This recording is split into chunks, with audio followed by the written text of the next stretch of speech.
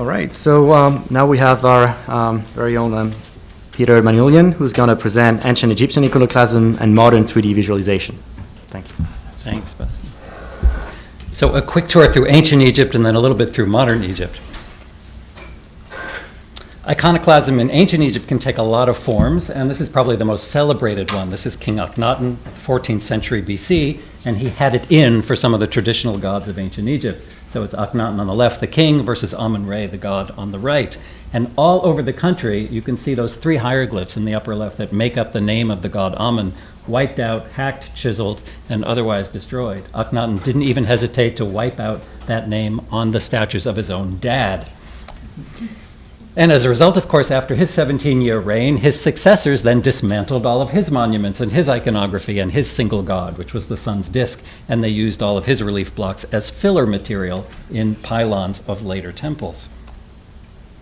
We've also got Egyptian Nubian iconoclasm, and this is around the 6th century BC when the Egyptians decided to take revenge on the Nubians to the south in the Sudan for marching north and creating a large empire, and so they march through and destroy all the Nubian statues of Nubian kings, and you can see this cache that was discovered in 2013. But iconoclasm can also reduce down to a much more personal level. For example, what's wrong with this picture? Yes, there used to be someone else there too. So if you're not happy with your spouse, just chisel her out is the moral of the story. So many different reasons for wiping something out or defacing it. Sometimes it's personal, sometimes it's political, sometimes it's damnatio memoriae. Here you can see how the bottom three columns here have actually been sculpted back. They've been erased, and a whole new individual and his name has been carved there right in place. Or people who have fallen from favor for various particular reasons. We're in the Old Kingdom or end of the Pyramid Age here, and you can see the right side of this entrance is fine, but the left side has been chiseled and hacked to pieces. Today, in Egypt, the situation is much more nuanced. So iconoclasm has many different causes, but in Egypt, we're not really dealing with the same kind of intentional, malicious destruction of the hallmarks of other cultures or other religions. We've got too many other things at play after the Egyptian Revolution of 2011. A lot of the time, it's really just the needs of the living over the needs of the dead. So, for example, building out from a modern village to create more modern cemetery space or additional housing. In this case, however, right over antiquities land and destroying it in the process. Or perhaps it's a rage against the government. As you see here, a regional museum that was basically trashed, not for the kind of reasons that Daesh would undertake, but basically out of rage and protest. So what can we do about all of this? Can we do any kind of virtual preservation if we can't do physical preservation? And I'll just show you a few examples to close up with at the Giza Necropolis. This is a Giza project at Harvard, and the different ways we're trying to approach this problem. We're basically trying to document, to inventory, and therefore to prepare for anything.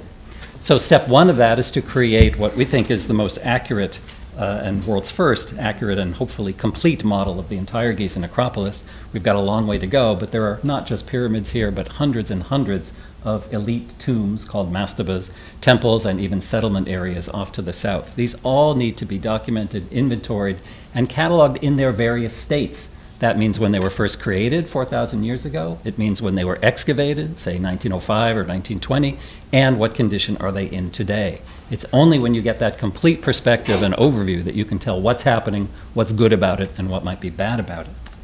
How do you do that? Well, you create a kind of a template or model, and in our case, we chose the individual tomb at Giza as the central node of our system, and then we relate or link all the diverse data that relates to it. So for one tomb, there might be so many statues, so many objects, so many diary entries, so many publications, so many old photos, new photos, computer models, publications, etc.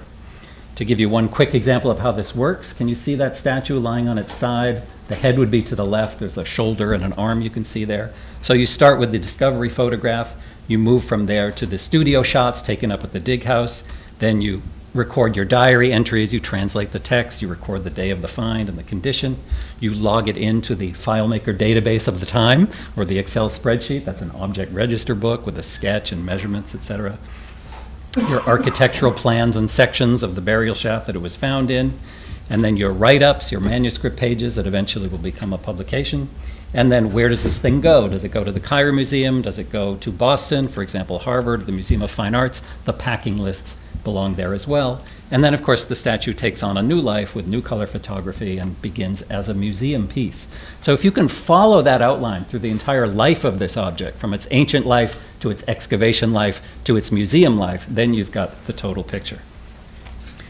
Here's an example of a royal tomb 100 feet underground where everything was found in deteriorated tiny fragments, thousands and thousands of them, and among them were the furniture belonging to this queen. This is the mother of the king who built the Great Pyramid at Giza.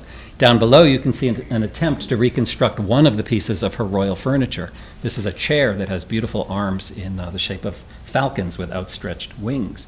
So we're moving from the virtual now and trying to create the real thing. And here you see the 3D computer model on the left, and on the right, in real wood at full size, is the world's first reproduction of this chair. Stay tuned. We hope to put this on display in the Harvard Semitic Museum in the next month or two, and you'll hear more about the museum from Joe Greene, the next speaker. So this meant real wood down at the left, it meant real gold, and it meant recreating the faience inlay tile baking process that you see in the lower right there.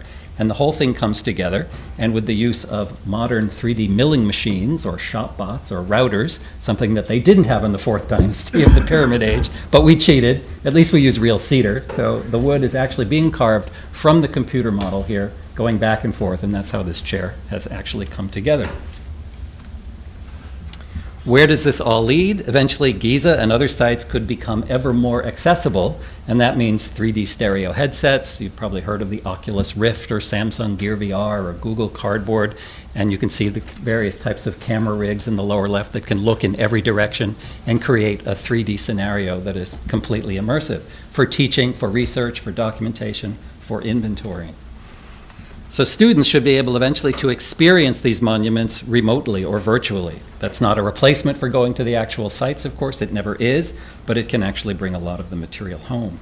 So imagine thousands of students all over the world wearing their 3D headsets and meeting up inside a tomb like this with the professor and hearing the lecture and being able to look around immersively in 360 degrees at any time. So we've got to deploy these types of documentation operations wherever we go, whether it's drones with cameras and scanning arrays back and forth, ground-penetrating radar, active and passive types of resistivity surveys. I love this shot. It's almost like the Terminator here with these little drones flying around and scanning the whole pyramid.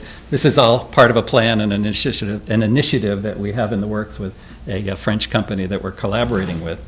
And I hope that all of that will eventually appear on a Giza 2.0 website that we're developing here at Harvard. And if we can put all of these pieces together, perhaps we'll be ready to combat any iconoclasm that comes our way. Thanks very much.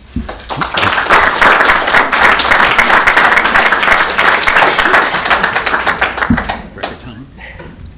Excellent job. Thank you so much, Peter. That is just fascinating. I love the drones flying around over the pyramids. Who doesn't love a drone? So we have time for one question, if anybody has a question for Peter. You seem very sanguine about the way in which technology can replace the real thing. You ended your talk by saying we can combat any iconoclasm that comes our way. Are you really quite that sanguine about? They break them, we make them. No, it's obviously a very serious problem, and there is no replacement with virtual reality to replace the actual monuments. And certainly the tour managers at Egypt would never want me to say that. Don't come to Egypt, just look at it virtually. No, that's not the key at all. But I do think that this kind of documentation in 2D and 3D is the first step in combating what's happening, what we can do about it. God forbid we have to recreate everything virtually and that's all we've got left because things are destroyed. But I do think it's a critical first step. But yes, I was being a little bit flip.